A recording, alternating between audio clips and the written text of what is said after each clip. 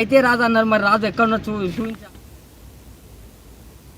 ఆంధ్రప్రదేశ్ రాష్ట్రం అభివృద్ధి చెందాలంటే కూటమి ప్రభుత్వం అధికారంలో ఉండాలని కర్నూలు జిల్లా ధోని ఎమ్మెల్యే డాక్టర్ పార్థసారథి అన్నారు. కర్నూలు ప్రభుత్వ అతిథి గృహంలో ఏర్పాటు చేసిన మీడియా సమావేశంలో ఎమ్మెల్యే మాట్లాడారు.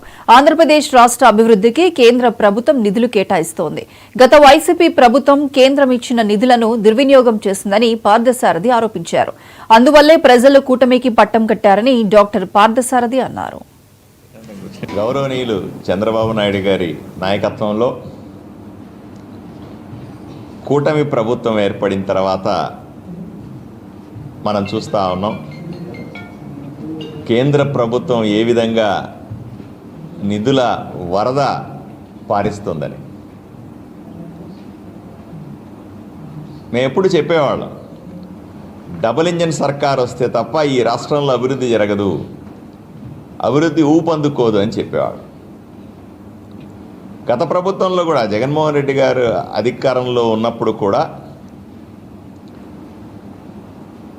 నరేంద్ర మోదీ గారు రాష్ట్ర అభివృద్ధి కోసం, రాష్ట్రంలో ప్రజల సంక్షేమం కోసం ఎన్నో నిధులు విడుదల చేశారు.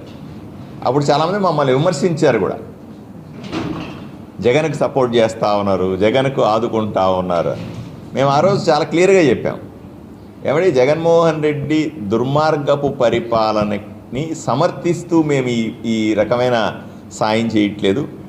ఆంధ్రప్రదేశ్ ప్రజలను చూసి, వాళ్ళ కష్టాలను చూసి వాళ్ళని ఆదుకోవడానికి మాత్రమే, సంక్షేమానికి కానీ అభివృద్ధి